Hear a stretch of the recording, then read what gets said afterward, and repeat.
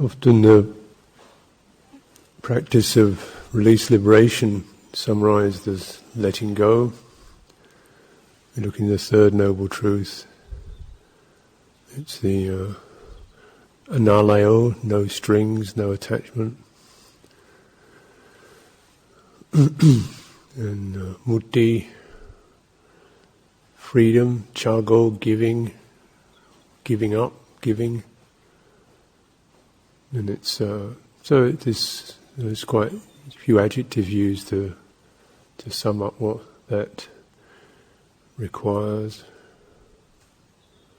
Analayo means, alayo is like a store. So analayo is not storing anything, not building anything up.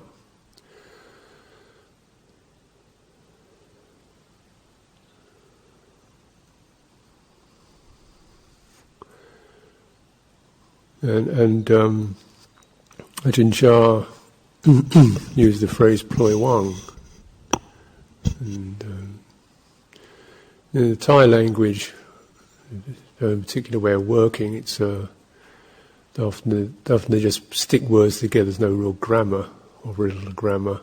Sometimes nouns function as verbs. Sometimes adjectives are adverbs. It's just sticking words together.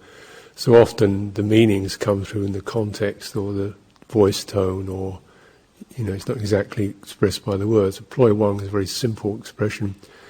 Ploi means something like release, let be, allow, let it happen, loosen up, and kind of let it, don't hold it. Wang means empty, vacant, spare, free. So there's an interview in one of the films they made of Ajahn Chah, the BBC, and some of these interviewers ask him, what exactly is the nature of Buddhist practice? And he goes, ploi wang. So the translator says, let go.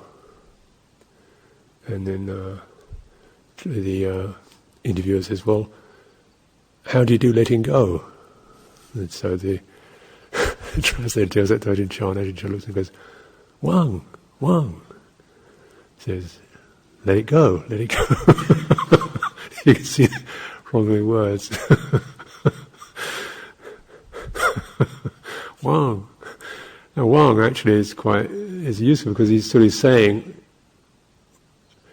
be empty, but also it is empty. And I think that's really important, that things that alaya stored up because they have meaning, because they give us happiness, because we like them, because they give us security. It's only when that's seen as they're not giving us happiness or security, they're seen as empty, then letting go. If you don't see it as empty, you don't let go of it, you dismiss it, push it away, repress it, which isn't necessarily a bad thing. But it's not letting go. So, I'm letting go of being with this person. Isn't quite letting go. Generally, I'm getting out of here. We can dismiss things. And you can feel the difference, because the dismissive is generally sort of a fluster of and there's wanting to get out of it. But the ploi is like a loosening. Softening, loosening. So you could say there are two elements in that. The ploi is like the loosening of the energy, of that tension, defense. So sometimes letting go is like letting go of resistance to people, things, events, circumstances. So then we just loosen up and it's okay. And then you accept it. Sometimes it's just letting go is about loosening up, acquiring. You're busy, you want to get things done, you're trying to get something done by Tuesday, and then, let go. So you let go of that drive, that push, you loosen up, your energy softens. Or letting go can be about, things that you rather treasure and enjoy, and you just... you want to hold on to it, and you release it. And you release things that you treasure, Because you begin to see that actually they're not treasure. Until we really see that, then we'll always kind of treasure it, and then we maybe feel guilty about treasuring, so we get a bit furtive, and I'm not sort of holding on to it, but I don't really want to acknowledge I'm holding on to it, because for me it's still got some juice in it,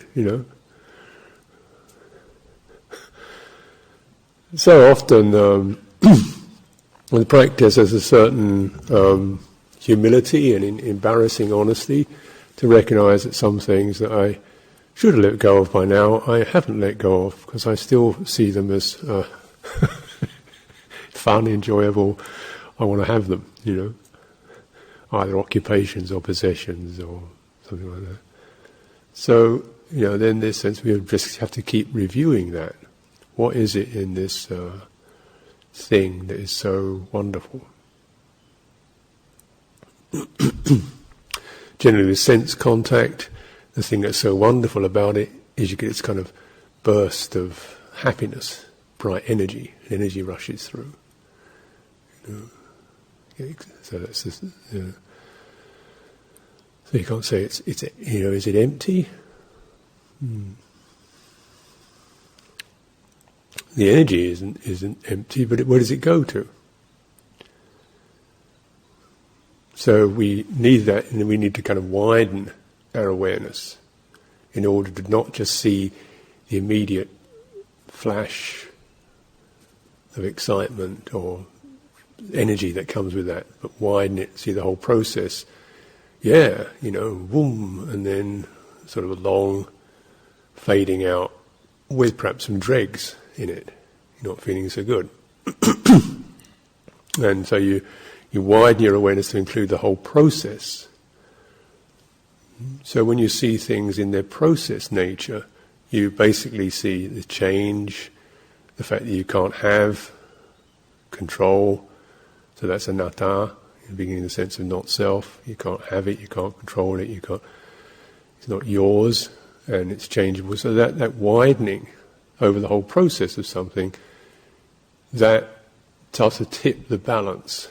We begin to recognize that the input that we get, or that we put into having something, isn't really worth it, because it passes through.